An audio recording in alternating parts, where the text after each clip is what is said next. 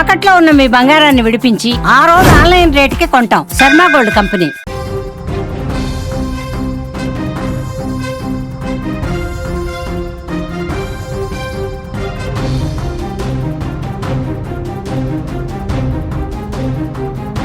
Breaking news చూస్తున్నాం. కడప జిల్లాలోని గండికోటలో జరిగినటువంటి వైష్ణవి హత్య కేసులో బిగ్ ట్విస్ట్. ఎవరు ఊహించిన విధంగా అందరూ కూడా లవర్ లోకేషే చంపేశారు, లోకేషే చంపేసి ఉంటాడని అందరూ కూడా భావించారు. కానీ ఇప్పుడు బిగ్ ట్విస్ట్ బయటపడింది. ఏంటంటే పరువు హత్య, వైష్ణవిది పరువు హత్య. సామూహికంగా అత్యాచారం చేసో గ్యాంగ్ రేప్ చేసో చంపి ఉంటారని తల్లిదండ్రులు ఇప్పటివరకు చెప్తూ వస్తున్నారు. కానీ ఇది పరువు హత్యే అని పోలీసులు ప్రాథమికంగా దొరికిన ఆధారాలను బట్టి, సీసీటీవీ ఫుటేజీలను బట్టి ప్రాథమికంగా ఒక నిర్ధారణకు వచ్చారు. ఈ కోణంలోనే దర్యాప్తు చేస్తున్నారు. అందరూ భావించినట్లు వైష్ణవిని చంపింది లోకేష్ అనుకున్నారు. కానీ లోకేష్ వైష్ణవిని హత్య చేయలేదు. వైష్ణవికి అదేవిధంగా మానభంగం కూడా జరగలేదు, అత్యాచారం కూడా జరగలేదు అని పోస్ట్ మార్టం రిపోర్ట్ బయటకు వచ్చినట్టుగా మనకు సమాచారం ఉంటుంది. ఎందుకు చంపారు వైష్ణవిని? పరువు హత్య ఎవరు చేశారు? వైష్ణవి కుటుంబ సభ్యులే. వైష్ణవికి పెదనాన్న కుమారుడయ్యే సురేంద్ర, అతనితో పాటు మరో వ్యక్తి కొండయ్య అనే వ్యక్తి, ఈ ఇద్దరు సొంత చెల్లెల్నే, సొంత చిన్నాన్న కూతురు కుమార్తె అయినటువంటి చెల్లెల్నే చంపేశాడు. అన్నే కడప జిల్లాలో జమ్మలమడుగులో జరిగినటువంటి గండికోటలో జరిగినటువంటి హత్య, ఇంటర్మీడియట్ 2వ సంవత్సరం చదువుతున్నటువంటి, స్క్రీన్ మీద మీకు కనిపిస్తున్నటువంటి వైష్ణవి హత్య వెనక కుట్ర కోణం దాగి ఉంది అనేటువంటి కోణంలోనే పోలీసులు దర్యాప్తు చేశారు. ఇప్పటి వరకు వచ్చినటువంటి సీసీటీవీ ఫుటేజ్, ఒకసారి ఆ ఫుటేజ్ చూద్దాం. లోకేష్ వైష్ణవి ఇద్దరు కూడా ప్రేమించుకుంటున్నారు, ఒక ప్రాంతానికి వెళ్తున్నారు. అక్కడ స్క్రీన్ మీద మీరు చూస్తున్నారు. ఈ ఇద్దరు కూడా గండికోటకు వెళ్తున్నారు. వెళ్ళిన తర్వాత 1:10 తర్వాత లోకేష్ ఒంటరిగా బయటకు వచ్చాడు. మరో బాక్స్లో చూస్తున్నాం. లోకేష్ ఒంటరిగా బయటకు వచ్చాడు అంటే లోకేష్ వైష్ణవిని బైక్ మీద ఎక్కించుకొని ఒక రహస్య ప్రాంతానికి తీసుకువెళ్ళి అక్కడ అత్యాచారం చేసి ఆమెను హత్య చేసి ఆ తర్వాత ఒక్కడే ఒంటరిగా అక్కడి నుంచి బయటకు వస్తున్నాడు అని అందరూ కూడా భావించారు. కానీ పోలీసులు మొత్తం కూపీ లాగారు. ఈ సీసీటీవీ ఫుటేజ్ వచ్చింది ఒక భాగం మాత్రమే. నాణ్యానికి మరో భాగం, నాణ్యానికి మరోవైపు అసలైన ట్విస్ట్ దాగి ఉంది. ఈ ఇద్దరు వెళ్ళిన తర్వాత వైష్ణవి పెదనాన్న కుమారుడు అంటే అన్న సురేంద్ర, అతని స్నేహితుడు ఇద్దరు కూడా బైక్ మీద ఇదే దారిలో వెళ్ళారు. ఆ ఫుటేజ్ను పోలీసులు బయట పెట్టలేదు. మీడియాకు కేవలం ఈ ఫుటేజ్ మాత్రమే బయటకు ఇచ్చారు. మిగిలినటువంటి ఫుటేజ్ను బయటకు ఇవ్వలేదు. ఎందుకు చంపారంటే పదే ఈ ఇద్దరిది ఒకే గ్రామం, వైష్ణవిది లోకేష్ది ఒకే గ్రామం. ఒకే గ్రామంలో వేరే వ్యక్తితో ఈ విధంగా ప్రేమించి తిరగడం, ఇలా బహిరంగంగా తిరగడం కుటుంబానికి ఒక పెద్ద అవమానంగా భావించారు. ఎంత చెప్పినా వైష్ణవి వినిపించుకోకపోవడం, ఎంత చెప్పినా లోకేష్ అమ్మాయిని వదలకపోవడంతో అక్కడి నుంచి వైష్ణవిని ఆ కుటుంబ సభ్యులు నేరుగా వేరే ప్రాంతానికి తీసుకెళ్లారు. ప్రొద్దుటూరుకి తీసుకెళ్ళి అక్కడ చదివించారు. అక్కడ చదివించేటువంటి క్రమంలో వైష్ణవికి లోకేష్కి సంబంధాలు తెగిపోయాయి. లోకేష్ వైష్ణవి ఇక దూరంగా ఉన్నారు. వైష్ణవి ప్రశాంతంగా ఇక్కడ చదువుకుంటుంది అని గత 2 సంవత్సరాల నుంచి భావించారు. అయినా కూడా వైష్ణవి ఇంకా లోకేష్తో తిరుగుతుంది అనేటువంటి సమాచారాన్ని తెలుసుకున్నారు. ఈరోజు కాలేజీకి వెళ్ళినటువంటి వైష్ణవి కాలేజీకి వెళ్ళలేదు. గౌతమి ఇంటర్మీడియట్ కాలేజీకి వెళ్ళినటువంటి వైష్ణవి కాలేజీకి వెళ్ళలేదు అనేటువంటి సమాచారాన్ని వాళ్ళ తల్లికి కాలేజీకి సంబంధించిన సిబ్బంది చెప్పారు. వెంటనే విషయం తెలుసుకున్నటువంటి తల్లి అక్కడే ఆ గ్రామంలోనే తన సొంతూరుకి వేరే పని నిమిత్తం, వేరే డాక్యుమెంట్స్ని చేంజ్ చేసుకోవాల్సినటువంటి నిమిత్తంలో వైష్ణవి తల్లి తన సొంతూరుకి వెళ్ళింది. అక్కడ ఫోన్ కాల్ రాగానే అక్కడే ఉన్నటువంటి సురేంద్ర తన చిన్నమ్మ చెప్పినటువంటి విషయాన్ని తెలుసుకొని ఇద్దరూ కలిసి కాలేజ్ వద్దకు వెళ్ళి వాళ్ళ ఫ్రెండ్స్ని వివరాలు ఆరా తీయగా వైష్ణవి గండికోటకు వెళ్తున్నానని చెప్పింది. అంటే వీళ్ళు వెంటనే ఒక నిర్ధారణకు వచ్చారు. లోకేష్తోనే వెళ్ళి ఉంటుంది. అక్కడి నుంచి 30 కిలోమీటర్ల దూరంలో ఉన్నటువంటి గండికోటకు వెళ్ళింది అంటే అది లోకేష్తోనే వెళ్ళుంటుంది అని అనుమానించారు. వెంటనే లోకేష్కు, అదే గ్రామానికి సంబంధించినటువంటి లోకేష్ కాబట్టి లోకేష్ ఫ్రెండ్కి ఫోన్ చేశారు. సురేంద్ర ఫ్రెండ్ ద్వారా లోకేష్ ఫ్రెండ్కి ఫోన్ చేశారు. చేసి లోకేష్ ఎక్కడున్నాడు అనే సమాచారాన్ని ఆరా తీశారు. లోకేష్ ఎక్కడున్నాడో మాకు తెలియాలి అంటూ సమాచారాన్ని ఆరా తీశారు. ఈ విషయాన్ని లోకేష్ ఫ్రెండ్, నీ కోసం గాలిస్తున్నారు, నీ కోసం సురేంద్ర, వైష్ణవి అన్న ఇక్కడికి వచ్చేశాడు, గండికోటకు వస్తున్నాడు అంటూ సమాచారాన్ని తెలుసుకొని నేరుగా అక్కడికి వెళ్ళిన వెంటనే పారిపోయినట్లుగా. సో అక్కడికి వైష్ణవి సోదరుడు స్పాట్కి వస్తున్నాడని తెలుసుకున్న వెంటనే లోకేష్ అక్కడి నుంచి పారిపోయినట్లుగా తెలుస్తోంది. ఎస్, దీనికి సంబంధించినటువంటి డీటెయిల్స్ పోలీసులు అసలు ఎలాంటి దర్యాప్తు చేస్తున్నారు, అసలు ఈ కుట్ర కోణం, ఈ పరువు హత్యకు గల కారణాలేంటో పూర్తి వివరాలు తీసుకుందాం. మా కడప జిల్లా ప్రతినిధి సుదర్శన్ ఫోన్ ఇన్లో ఉన్నారు.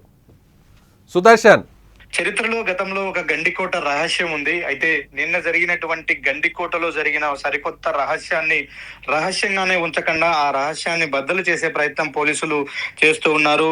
వైష్ణవిని గండికోటలో తన ప్రియుడే అత్యాచారం చేసి హత్య చేశాడంటూ కొద్దిసేపటి క్రితం వరకు కూడా పోలీసులు కూడా అయితే ఇప్పుడు ఈ కేసులో కొత్త కోణాలు వెలుగు చూస్తున్నాయి.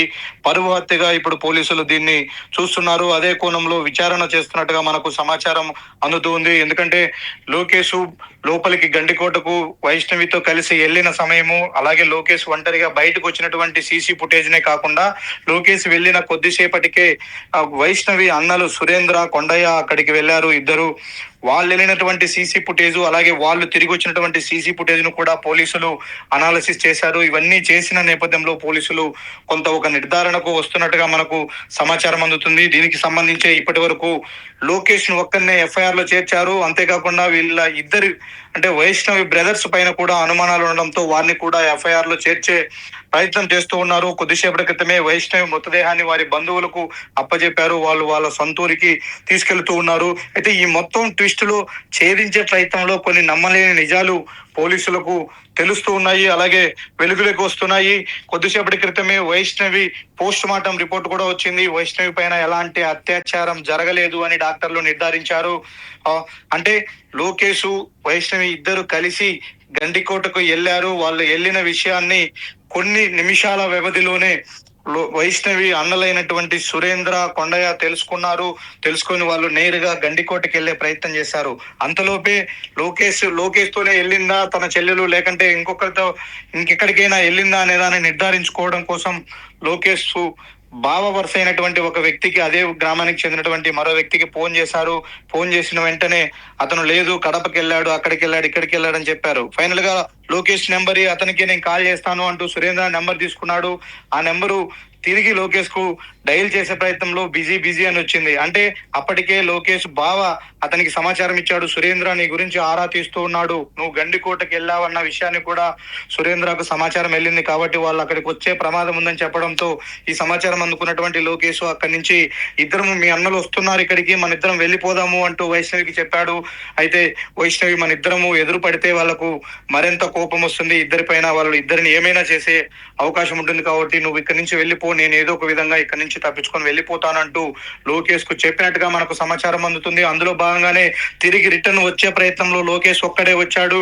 అప్పటికి అంటే 10:45 కు లోకేష్ అక్కడి నుంచి బయటికి వచ్చేసాడు గండికోట నుంచి. అప్పటికి వైష్ణవి అక్కడే ఉంది, గండికోటలోనే ఉంది, ప్రాణాలతోనే ఉంది. అయితే తర్వాత లోపలికి ఈ అన్నలిద్దరు కూడా ఎంటర్ అయ్యారు. ఎక్కడికి వెళ్ళింది తమ చెల్లెలు, లోకేష్, వైష్ణవి ఎక్కడున్నారని గండికోట మొత్తం కూడా జల్లెడబట్టారు, వెతికే ప్రయత్నం చేశారు. ఆ ప్రయత్నంలోనే వీళ్ళిద్దరూ కూడా వైష్ణవి ఒక చోట ఉన్నట్టుగా గుర్తించినట్టుగా కూడా పోలీసులు అనుమానిస్తూ ఉన్నారు. గుర్తించిన ప్రయత్నంలోనే ఆ అమ్మాయిని ఏమైనా వీళ్ళే చేశారా, అంటే ఆ అమ్మాయిని వీళ్ళే హత్య చేసి ఉంటారా అన్న కోణంలో కూడా పోలీసులు ఆరా తీస్తున్నారు. అయితే ఇప్పటికీ ఇది కూడా కొంత మిస్టరీగానే ఉన్నప్పటికీ నిర్ధారించుకోవడం కోసం సీసీ ఫుటేజ్ లో ఒక్కొక్కరు ఎంటర్ అయినటువంటి టైమింగ్ అలాగే అవుట్ అయినటువంటి టైమింగ్ ను కూడా వాళ్ళు ఆరా తీస్తూ ఉన్నారు. అంతేకాకుండా అప్పటికి వీళ్ళ మొబైల్స్ ట్రేస్ అవుట్ చేస్తున్నారు, ఏ లొకేషన్ లో వీళ్ళ మొబైల్స్ ఉన్నాయి అనే కోణంలో కూడా పోలీసులు టెక్నికల్ ఎవిడెన్స్ అంతా కూడా కలెక్ట్ చేస్తూ ఉన్నారు. ఇవన్నీ నిర్ధారించుకున్న తర్వాత ఖచ్చితంగా వీళ్ళ ముగ్గురి పైన అన్ని కోణాల్లో విచారణ చేసిన తర్వాత వైష్ణవి మరణానికి కారణం ఎవరు అనే నిర్ధారణకైతే పోలీసులు వచ్చే అవకాశాలు కనిపిస్తూ ఉన్నాయి. రాను రాను వైష్ణవిది అత్యాచారం చేశారు అన్నది కాకుండా పరువు హత్యగా పోలీసులు అయితే అనుమానిస్తూ ఉన్నారు. మధ్యాహ్నం నుంచి కూడా ఆ సమాచారం కొంత వస్తూ ఉంది.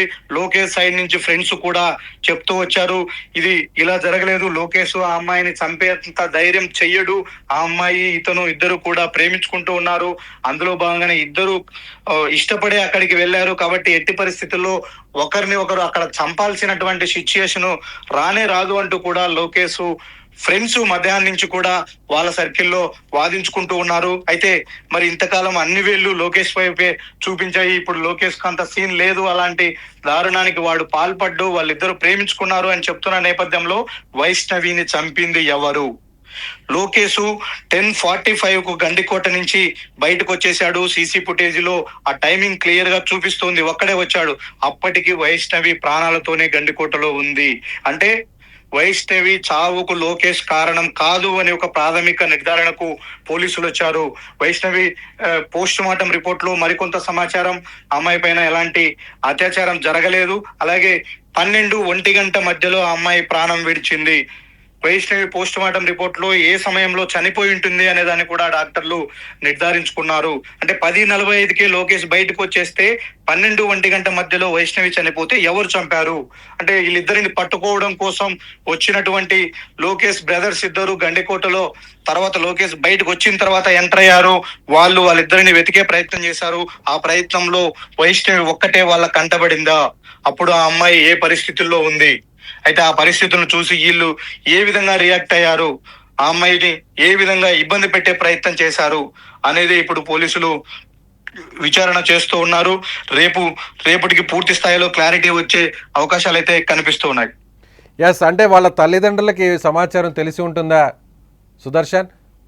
తల్లిదండ్రులేమో గ్యాంగ్ రేప్ చేసి ఉంటారు, వెనక వేరే వాళ్ళు అంటే తన సోదరులు కాకుండా వేరే వాళ్ళు కూడా వెళ్ళారు. సో వీళ్ళ ముగ్గురు కలిసి అంటే సోదరులు కాకుండా ఎవరో బయట వ్యక్తులు కూడా లోకేష్ వైష్ణవి వెళ్ళిన తరువాత వేరే వాళ్ళు కూడా వేరే బైక్లో వెళ్ళారు. సో వీళ్ళందరూ కలిసి సామూహికంగా అత్యాచారం చేసి ఉంటారని వాళ్ళ తల్లి ఆరోపిస్తుంది. కన్న బిడ్డను కోల్పోయినటువంటి బాధలో ఉన్నటువంటి వైష్ణవి తల్లిదండ్రులను సుమన్ టీవీ పలకరించింది, వాళ్ళను పరామర్శించింది, వాళ్ళతో మాట్లాడే ప్రయత్నం చేసింది. ఆ మాట్లాడే ప్రయత్నంలో వైష్ణవి తల్లి చెప్పినటువంటి విషయాలు, తమ అమ్మాయిని ముగ్గురు కలిసి గ్యాంగ్ రేప్ చేసి తర్వాత చంపేశారు, వాళ్ళను కూడా మా అమ్మాయి అంత్యక్రియలు ముగిసే లోపలే వాళ్ళను కూడా చంపాలి అంటూ కూడా ఆమె ఆవేదన చెందింది. వీళ్ళిద్దరు బైక్ లో ముందెళ్లారు, తర్వాత వీళ్ళ వెనకే మరో ఇద్దరు బైక్ లో వెళ్ళారు. వీళ్ళు ముగ్గురు కలిసే మా అమ్మాయి పైన ఇంతటి దారుణానికి ఒడిగట్టారంటూ కూడా ఆమె ఆరోపించిన పరిస్థితి. అయితే బైక్ లో వెనుక నుంచి వెళ్ళిన వారు ఎవరు ఏంటి, అసలు ముగ్గురు వెళ్ళారా, అమ్మాయి పైన అత్యాచారం జరిగిందా అన్న ఆ విషయాలు సుమన్ టీవీతో వైష్ణవి తల్లి మాట్లాడే సమయానికి పోలీసులు కూడా ఎలాంటి సమాచారం లేదు. పోలీసులు కేవలం సీసీ ఫుటేజ్ లో వాళ్ళిద్దరూ కలిసి వెళ్ళడం, తర్వాత లోకేష్ ఒంటరిగా రావడాన్నే ఫస్ట్ ఎవిడెన్స్ గా భావించారు. తర్వాత ఈవినింగ్ వరకు కూడా పోస్ట్ మార్టం రిపోర్ట్ కోసం పోలీసులు వెయిట్ చేశారు, ఎందుకంటే పోస్ట్ మార్టం రిపోర్ట్ లో కొంత క్లారిటీ వస్తుంది అని భావించారు. అప్పటికే వీళ్ళు అంటే గ్యాంగ్ రేప్ జరిగింది, బైక్ లో వెనకాల నుంచి వాళ్ళ వెనక ఇద్దరు ఫాలో అయ్యారు అంటూ ఇవన్నీ చెప్పే ప్రయత్నం చేశారు. అంటే వీళ్ళు ఎలా అజ్యూమ్ చేసుకున్నారు, వీళ్ళు ఏ విధంగా ఊహించుకున్నారు అనేది తెలియాలి. అయితే ఆడ జరిగినటువంటి వైష్ణవి మరణానికి కారణం ఎవరు అని నిర్ధారించుకునే ప్రయత్నంలో వాళ్ళ అన్నలపైన వస్తున్నటువంటి ఆరోపణల నేపథ్యంలో ఈ విషయం వైష్ణవి తల్లిదండ్రులకు ఒకవేళ నిజంగా వాళ్ళే ఆ హత్యకు పాల్పడి ఉంటే ఈ విషయం వైష్ణవి తల్లిదండ్రులకు తెలుసా తెలియదా, ముందే తెలుసా తెలియదా అన్నది కూడా ఇప్పుడు ప్రశ్నార్థకంగా మారింది. అంటే ఈ ఈ అమ్మాయి విషయంలో లోకేష్ తో కలిసి తిరిగిన ప్రతిసారి కూడా వాళ్ళ అన్నలే చొరవ తీసుకున్నారు. ఆ అబ్బాయిని కొట్టారు, ఆ అమ్మాయికి భయం చెప్పారు, ఈ అమ్మాయిని కూడా కొట్టారు అని వాళ్ళే ఒప్పుకుంటూ ఉన్నారు. మా చెల్లెలు అతనితో తిరగడాన్ని మేము ఒప్పుకోలేకపోయాము, జీర్ణించుకోలేకపోయాము, మా చెల్లెల జోలికి రావద్దు అంటూ 2 సార్లు నేనే లోకేష్ ను మందలించాను, కొట్టాను అని చెప్పి వైష్ణవి అన్న సురేంద్ర చెప్తూ ఉన్నాడు తానే స్వయంగా. అంటే ఈ ఈ లవ్ మ్యాటర్ ను డీల్ చేసే విషయంలో మొదటి నుంచి కూడా వైష్ణవి తల్లిదండ్రులు పూర్తిగా వీళ్ళిద్దరిపైనే ఆధారపడ్డారు. సురేంద్ర అలాగే సురేంద్రకు మరో కో బ్రదర్ అయినటువంటి వీళ్ళిద్దరిపైన ఆధారపడ్డారు. కాబట్టి ఫస్ట్ నుంచి ఈ విషయం మొత్తం కూడా సురేంద్రకు తెలుసు. అనేక విధాలుగా తను ప్రయత్నించాడు, వీళ్ళిద్దరిని విడగొట్టాలి, మా అమ్మాయి జోలికి ఇతను రాకుండా చూడాలి, లేదంటే మా అమ్మాయి ఇతన్ని దూరం పెట్టే విధంగా ఏదో ఒకటి చేయాలి అని ఫస్ట్ నుంచి కూడా అతను భావిస్తూనే వచ్చాడు. అయినప్పటికీ వీళ్ళ ప్లాన్స్ ఏవి కూడా వర్కౌట్ కాలేదు. ఊరు వచ్చిన తర్వాత కూడా వాళ్ళిద్దరి ప్రేమ కొనసాగింది. అందులో భాగంగానే వాళ్ళిద్దరు మళ్ళీ కలిసి గండికోటకు వెళ్ళారన్న విషయాన్ని సురేంద్ర చాలా సీరియస్ గా తీసుకున్నాడు. ఇంత ప్రయత్నించి ఇంత భయం చెప్పినప్పటికీ వీళ్ళు కనీసం మారలేదు, మా మాటకు విలువివ్వలేదు. వైష్ణవి స్వయంగా వాళ్ళ నాన్న తండ్రి నెత్తిపైన ఒట్టేసి ప్రమాణం చేసినప్పటికీ మళ్ళీ ఆ ఒట్టును కట్టును పెట్టి మళ్ళీ ఇలాంటి తిరుగుళ్లకు అలవాటు పడింది ఈ అమ్మాయి అంటూ కోపం పెంచుకున్నటువంటి సురేంద్ర ఖచ్చితంగా ఈ మ్యాటర్ తేల్చుకోవాలన్న ఉద్దేశంతోనే గండికోటకు వెళ్లారని తెలిసిన క్షణాల్లోనే తాను కూడా మరో కో బ్రదర్. అయితే సుదర్శన్ ఇక్కడ మరో అనుమానం కూడా ఉంది. ఏంటంటే చనిపోయినటువంటి వైష్ణవి బట్టలు లేకుండా ఆమె మృతదేహం ఉంది, డెడ్ బాడీ ఉంది అనేది పోలీసులు చెప్తున్నారు. ఆ సమాచారం బయటకు వచ్చింది. అయితే సొంత అన్నలే అంటే పెదనాన్న కుమారుడు లేదంటే అతని కజిన్ బ్రదర్ అయిన సురేంద్ర కొండ ఇద్దరు చంపి ఉంటే ఇంత దారుణంగా చంపి ఉంటారా? బట్టలు తీసేసి మరి ఇంత దారుణంగా చంపుతారా? అదే అవన్నీ కూడా ఇప్పుడు ఆ కోణంలోనే విచారణ చేస్తూ ఉంటారు. అంటే ఈ హత్యను పక్కదారి పట్టించే ప్రయత్నంలో భాగంగా కూడా అలా చేసి ఉండవచ్చు అని చెప్తున్నారు. మనకు అందుతున్నటువంటి మరొక క్రూషియల్ ఇన్ఫర్మేషన్ ఏంటంటే ఒక దుప్పటి అక్కడ దొరికింది. ఆ దుప్పటిలోనే ఆ అమ్మాయి డెడ్ బాడీని చుట్టుకొని పోలీసులు పోస్ట్ మార్టం రూమ్ వరకు కూడా పోస్ట్ మార్టం చేయడానికి తీసుకువచ్చారు అని చెప్తున్నారు. ఆ దుప్పటి తీసుకువెళ్ళింది ఎవరు అంటే లోకేష్ వైష్ణవినే బ్యాగులో పెట్టుకుని ఆ దుప్పటి తీసుకెళ్లారా, లేకంటే వెనకెళ్తున్నటువంటి బ్రదర్లు తీసుకెళ్లారా అన్నది ఇప్పుడు తేలాల్సి ఉంది. అంటే వైష్ణవి బట్టలైతే లేవు, అలాగే గాయాలు లేవు, కానీ ఆ అమ్మాయి ఒంటి మీద ఎలాంటి గాయాలు లేవు, కానీ ఆ అమ్మాయి చనిపోయింది. ఏ విధంగా చనిపోయింది అనే విషయం కూడా ఇప్పుడు పోస్ట్ మార్టం లో మరికొంత తేలాల్సి ఉంది. సుదర్శన్ అంటే హత్య చేసినటువంటి ఒకవేళ మీరు చెప్తున్నట్టుగా పోలీసులు అనుమానిస్తున్నట్టుగా పోలీసులకు వచ్చినటువంటి ఆధారాలను బట్టి వాళ్ళ అనుమానం ప్రకారం అక్కడ దొరికినటువంటి ఏదైతే కూపీ లాగిన తర్వాత వచ్చినటువంటి సమాచారం మేరకు అక్కడున్న సీసీటీవీ ఫుటేజ్ అలాగే సెల్ ఫోన్ సంబంధించినటువంటి లొకేషన్స్ ఇవన్నీ కూడా ఒక క్లారిటీకి వచ్చుంటారు పోలీసులు. వచ్చిన తర్వాతే సో ఆ ఇద్దరిని కూడా ఇప్పుడు అదుపులో తీసుకొని ఉంటారు. వైష్ణవికి సంబంధించినటువంటి సోదరు సురేంద్ర, అతని కజిన్ బ్రదర్ కొండయ్య. అయితే ఇప్పుడు వాళ్ళిద్దరు చంపిన తర్వాత పోలీసులు అనుమానిస్తున్న దాని ప్రకారం చంపిన తర్వాత ఎవరికి అనుమానం రాకుండా లోకేష్ ఈ హత్య చేశాడు అని లోకేష్ మీద ఆ నెపం వేయడం కోసమే అలా బట్టలు అవి తీసేసి ఉండొచ్చా? ఉండవచ్చు. అదే కోణంలోనే అనుమానిస్తూ ఉన్నారు. ఎందుకంటే ఆ అమ్మాయి లెగ్గిన్ అలాగే ఉంది, పైన టాప్ మాత్రమే తొలగించి ఉంది. అది కూడా బలవంతంగా తీసినట్టుగా లేదు, తొలగించినట్టుగానే ఉంది నీట్గా. అంటే చంపేసిన తర్వాత ఆ అమ్మాయి వస్త్రాలు తొలగించారు అనే విధంగా కూడా అక్కడ అర్థమవుతుంది కొంత. అంటే ఖచ్చితంగా ఇది ఏదో అత్యాచారం ప్రయత్నంలో జరిగినటువంటిది కాదు. బట్టలు తీసేయడము, చనిపోయిన తర్వాత ఒక ప్లాన్ ప్రకారమే ఆ అమ్మాయిని ఆ విధంగా ఆ సీన్ క్రియేట్ చేయడంలో భాగంగానే అలా చేసి ఉండొచ్చు అన్నది కూడా అనుమానంగానే ఉంది. ఇప్పటి వరకైతే వీళ్ళిద్దరిని కూడా అనుమానిస్తున్నటువంటి పోలీసులు అదుపులోకి తీసుకోలేదు. వాళ్ళు పోలీస్ స్టేషన్ దగ్గరే ఉన్నారు. వాళ్ళు ఒక బాధితుల్లాగానే అక్కడ ఫీల్ అవుతూ ఉన్నారు. ఎందుకంటే పోలీసులు ఈరోజు ఉదయం నుంచి నిన్నటి నుంచి ఎతికే ప్రయత్నంలో ప్రతి దశలో కూడా సురేంద్రనే దగ్గరుండి పోలీసులకు సార్ అటువైపు ఎతుకుదాం, ఇటువైపు ఎతుకుదాం, ఇక్కడ ఓనీ దొరికింది, ఇక్కడ క్యారియర్ దొరికింది, మా చెల్లిది ఇక్కడ బ్యాగ్ దొరికింది అంటూ కూడా తనే కంప్లీట్ గా పోలీసులతో జర్నీ చేశాడు, పోలీసులతోనే తను ఉన్నాడు. ఫైనల్ గా అందరూ కలిసి వెతికితే దొరికినట్టుగానే మృతదేహాన్ని ఫైండ్ అవుట్ చేశారు. అంటే ఇదంతా కూడా కొంత ప్రీ ప్లాన్డ్ గానే మనం భావించాల్సి ఉంది. ఇప్పుడు అవన్నీ కూడా ఒక్కొక్కటి సైక్లింగ్ లాగా అనుమానాలను మరింత బలపరుస్తూ ఉన్నాయి వీళ్ళ వైపు. ఎందుకంటే లోకేష్ ఆ వైష్ణవి హత్య విషయంలో లోకేష్ పాత్ర లేదన్నది నిర్ధారించుకున్నారు. ఆఫ్ ది రికార్డు అది జిల్లా పోలీసులు కూడా చెప్తూ ఉన్నారు స్వయంగా. కాబట్టి ఇప్పుడు వీళ్ళిద్దరిని పూర్తి స్థాయిలో ఎంక్వైరీ చేస్తే తప్ప ఆ హత్యకు కారణాలు ఏంటో తెలియవు. ఎందుకంటే yes, ఇటువైపు ఇప్పుడు వీళ్ళు కాకుండా అటువైపు లోకేష్ కాకుండా ఆ అమ్మాయిని చంపాల్సిన అవసరం ఎవరికి ఉంటుంది? ఎస్ గండికోట్లో అందరూ కూడా ఎక్కువగా ఫ్యామిలీలు వస్తూ ఉంటాయి, లవర్స్ వస్తూ ఉంటారు, ప్రతి ఒక్కరు కూడా జంటలు వస్తూ ఉంటారు. ఎవరన్నా ఒక బ్యాచ్ వచ్చినా కూడా అలాంటి సంఘటనలు ఎప్పుడు కూడా గండికోటలో జరగలేదు. ఎవరు తన తోడు తెచ్చుకున్నటువంటి లవర్స్ జంటలో వాళ్ళు మాత్రమే కలిసి తిరుగుతూ ఉంటారు తప్ప అక్కడ ఏ అమ్మాయి ఒంటరిగా ఉన్న అమ్మాయి మీద గ్యాంగ్ రేప్ జరగడాలు కానీ, బయట వ్యక్తులు దాడి చేయడాలు కానీ, హత్యలు చేయడాలు కానీ అలాంటి సంఘటనలు ఎక్కడా లేవు. కాబట్టి బయట వ్యక్తి ఎవరో, మూడో వ్యక్తి ఎవరో వైష్ణవిని హతమార్చి ఉంటారన్నది అయితే ఖచ్చితంగా కాదు. అది జరిగి ఉండకపోవచ్చు. సుదర్శన్ ఎస్ ఇప్పుడు ఈ ఇద్దరు ఎవరైతే ప్రస్తుతం పోలీసులు అనుమానిస్తున్నారో వైష్ణవికి సంబంధించినటువంటి సోదరుడు సురేంద్ర, అలాగే అతని కజిన్ బ్రదర్ కొండయ్య, ఈ ఇద్దరు ప్రస్తుతం పోలీసులు అదుపులో తీసుకున్నారో ఇద్దరిని? లేదు, వాళ్ళు జమ్మలమడుగు పోలీస్ స్టేషన్ దగ్గరే ఉన్నారు. ఇప్పుడు మృతదేహాన్ని ఆసుపత్రి దగ్గర ఉన్నారు. వాళ్ళు మృతదేహాన్ని వాళ్ళ కుటుంబ సభ్యులకు అప్పజెప్పేటప్పుడు వీళ్ళే రిసీవ్ చేసుకుని తీసుకెళ్లే ప్రయత్నం చేస్తున్నారు. అయితే ఇంటర్నల్ గా మనకు అందుతున్నటువంటి సమాచారం ఎఫ్ఐఆర్ కట్టబోతూ ఉన్నారు. ఫస్ట్ ఆఫ్ ఆల్ వాళ్ళని ఎఫ్ఐఆర్ లో చేర్చిన తర్వాత రేపు ఆ వైష్ణవి సంబంధించినటువంటి అంత్యక్రియల కార్యక్రమం అంతా అయిపోయిన తర్వాత రెండో కోణంలో కూడా పోలీసులు విచారణ చేసే ప్రయత్నం చేస్తున్నారు.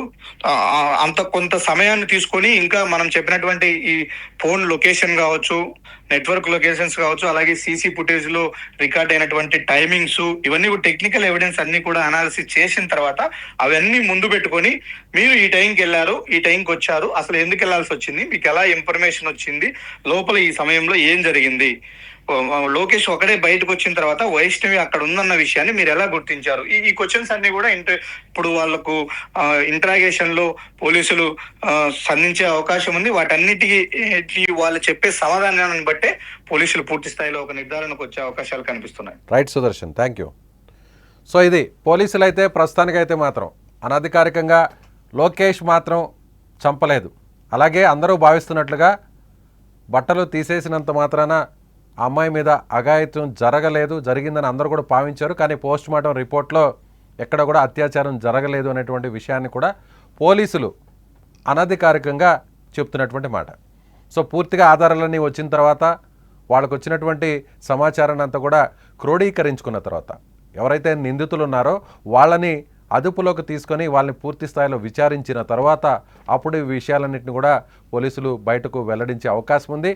ప్రస్తుతానికైతే మాత్రం ఇది పరువు హత్యగానే పోలీసులు భావిస్తున్నారు. పోలీసులకు వచ్చినటువంటి ప్రాథమికంగా ఉన్నటువంటి ఆధారాలను బట్టి చూస్తే ఈ హత్యను అందరూ భావిస్తున్నట్టుగా, అందరూ అనుమానిస్తున్నట్టుగా, ఉదయం నుంచి కూడా అందరూ అనుమానించినట్టుగా లోకేష్ ఈ హత్య చేయలేదు అనేది పోలీసులు అనధికారికంగా చెప్తున్నారు. సో లోకేష్ ఫ్రెండ్స్ ఇచ్చినటువంటి సమాచారం చూస్తే కూడా లోకేష్ ప్రేమించినటువంటి అమ్మాయిని ఇంత దారుణంగా చంపాల్సినటువంటి అవసరం లేదు. వాళ్ళిద్దరూ కూడా గాఢంగా ప్రేమించుకుంటున్నారు. అయితే వాళ్ళిద్దరూ గాఢంగా ప్రేమించుకుంటున్నారు, ఊరు మారిన తర్వాత కూడా ఇంకా వాళ్ళిద్దరూ అలాగే ప్రేమించుకుంటూ బయట తిరుగుతున్నారు అనేటువంటి సమాచారం తెలుసుకున్నటువంటి కుటుంబ సభ్యులే ఈ ఉదంతాన్ని, ఈ ఘటనను చాలా సీరియస్గా తీసుకొని కాలేజీ నుంచి బయటకు వెళ్ళిపోయింది అనేటువంటి సమాచారం తెలుసుకున్న వెంటనే ఎవరితో వెళ్ళింది, వేరే అబ్బాయితో వెళ్ళింది అనేటువంటి సమాచారం తెలుసుకున్న వెంటనే ఆ అబ్బాయి ఎవరు, గతంలో మా ఊర్లో తమ సొంత ఊర్లో తమ పరువు తీసినటువంటి ఏదైతే లోకేష్ ఉన్నాడో ఆ లోకేష్తోనే వెళ్ళిందా లేదా అనేటువంటి ఒక క్లారిటీని తీసుకున్నాకే, కన్ఫర్మేషన్ చేసుకున్నాకే నేరుగా వైష్ణవి పెదనాన్న కుమారుడు సురేంద్ర, అలాగే అతనికి సంబంధించినటువంటి సమీప బంధువు కజిన్ బ్రదర్ అయ్యేటువంటి కొండయ్య, వీళ్ళిద్దరూ నేరుగా అక్కడికి వెళ్ళినట్టుగా పోలీసులు గుర్తించారు. సో ఈ సమాచారం తెలుసుకున్న వెంటనే లోకేష్, వైష్ణవి సోదరులు వైష్ణవిని లోకేష్ని ఇద్దరిని కూడా వెతుక్కుంటూ పట్టుకోవాలి, రెడ్ హ్యాండెడ్గా పట్టుకొని ఇద్దరికి కూడా బుద్ధి చెప్పాలి అనేటువంటి ఆ విషయం కోసం వస్తున్నారన్న సమాచారం తెలుసుకున్న వెంటనే లోకేష్ బావ ద్వారా ఆ సమాచారం తెలుసుకున్న వెంటనే అక్కడి నుంచి ఒంటరిగా వెళ్ళిపోయాడు. సో ఇద్దరిని చూస్తే ఇద్దరిని కూడా చంపేస్తారు, ఒకవేళ నువ్వు పారిపోయేటువంటి ప్రయత్నం చేయని వైష్ణవి లోకేష్ని పంపించేసిన తర్వాత నేను ఒంటరిగా వస్తాను, వెళ్ళి ఉన్నది ఒకే మార్గం, ఒకే దారి, ఆ ముళ్ళ పొదల్లో ఉన్నటువంటి దారి ఒకటే, వెళ్ళాలన్నా ఒకటే దారి, రావాలన్నా ఒకే దారి. కాబట్టి నువ్వు ఇక్కడి నుంచి పారిపో ఒంటరిగా, నేను ఏదో ఒక విధంగా ఇక్కడి నుంచి తప్పించుకుంటానని నచ్చజెప్పి అక్కడికి లొకేషన్ ఒంటరిగా పంపించి ఉండొచ్చు అనేది పోలీసులు ఇప్పుడు భావిస్తున్నారు, అనుమానిస్తున్నారు. సో మొత్తం మీద ఇది పరువు హత్యే. సురేంద్ర అలాగే కొండయ్య, వైష్ణవి సోదరులు, ఈ ఇద్దరు చుట్టే ఇప్పుడు అనుమానాలన్నీ కూడా బలపడుతున్నాయి.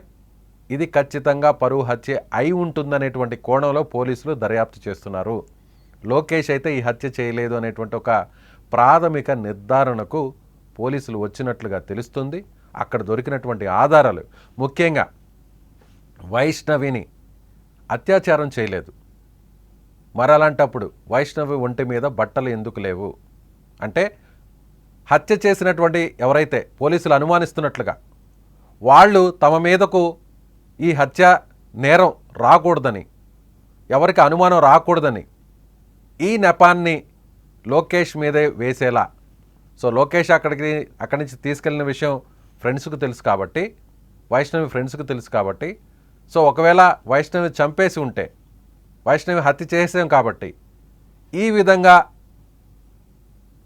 బట్టలు విప్పేస్తే, పైన వేసుకున్నటువంటి వస్త్రాన్ని విప్పేస్తే కింద ధరించినటువంటి వస్త్రం అలాగే ఉంది, పైన ఉన్నటువంటి టాపును మాత్రమే తీసేశారు. అంటే ఇది ఖచ్చితంగా వేరే ఎవరైనా, లోకేష్ కావచ్చు, వేరే ఇతరులు ఎవరైనా, ఖచ్చితంగా లోకేషే చేసి ఉంటారు అనేటువంటి అనుమానాలు బలపడతాయి. కాబట్టి ఈ కేసు తమకు చుట్టుకోదు, ఇది పరువు హత్యగా ఎవరు అనుమానించరు, ఇది ఖచ్చితంగా లోకేషే తీసుకెళ్ళి ప్రేమ పేరుతో తీసుకెళ్ళి అక్కడ అఘాయిత్యం చేసి చంపేశాడు అనేటువంటి ఒక భావనకి అందరూ వస్తారు. కాబట్టి సో ఈ కేసు, ఈ హత్యలో నుంచి చాలా ఈజీగా బయటపడవచ్చు అనేది వాళ్ళు భావించారు. కాబట్టి ఇంత పక్కా ప్లాన్తో ఈ పరువు హత్య చేసి ఉంటారనేది ఇప్పుడు బయటకు వస్తున్నటువంటి సమాచారం. సో రేపు పోలీసులు దీనికి సంబంధించినటువంటి పూర్తి వివరాలు వెల్లడించే అవకాశం ఉంది. పోలీసులు అనధికారికంగా ఇచ్చినటువంటి సమాచారం మేరకు మా ప్రతినిధి, కడప ప్రతినిధి విషయాలన్నీ కూడా చెప్తున్నారు. పోలీసులు కూడా అనధికారికంగా లోకేష్ హత్య చేయలేదు అనేటువంటి విషయాన్ని కూడా చెప్తున్నారు. మీరేమనుకుంటున్నారు? నిజంగా పోలీసులు అనుమానిస్తున్నట్టుగా అక్కడ దొరికినటువంటి సాక్ష్యాలు, అక్కడ దొరికినటువంటి ఆధారాలు, అక్కడ దొరికినటువంటి సీసీటీవీ ఫుటేజ్, అక్కడ ఉన్నటువంటి సెల్ ఫోన్ లొకేషన్, సిగ్నల్స్, ఇవన్నీ కూడా చూస్తే పరువు హత్యగానే పోలీసులు భావిస్తున్నారు. ముళ్ళ పొదల్లో చంపి పడేసినటువంటి వైష్ణవిది హత్య కాదు, సామూహిక అత్యాచారం చేసి చంపబడింది కాదు, పరువు హత్యే. ఒకే గ్రామానికి సంబంధించినటువంటి వ్యక్తితో ప్రేమించి తిరుగుతూ, ఎన్నిసార్లు చెప్పినా మారకపోవడంతో పదే తిరుగుతూ తమ పరువు తీస్తుంది. ఇలాంటి అమ్మాయి బతకడం వేస్ట్, ఈ అమ్మాయి బతికి ఉంటే ఇంకా తమ పరువు బజారును పడుతుందనేటువంటి భావంతోనే ఈ పరువు హత్య చేశారనేది పోలీసులు ఇప్పుడు ఆ కోణంలోనే అనుమానిస్తున్నారు. మీరేమనుకుంటున్నారు? నిజంగా పోలీసులు అనుమానిస్తున్నట్లు అక్కడ దొరికినటువంటి ఆధారాలను బట్టి చూస్తే ఇది నిజంగా పరువు హత్య అయితే ఆ హత్య చేసిన వాళ్ళని ఏం చేయాలి? మీ అభిప్రాయాన్ని కామెంట్ బాక్స్లో తెలియచేయండి.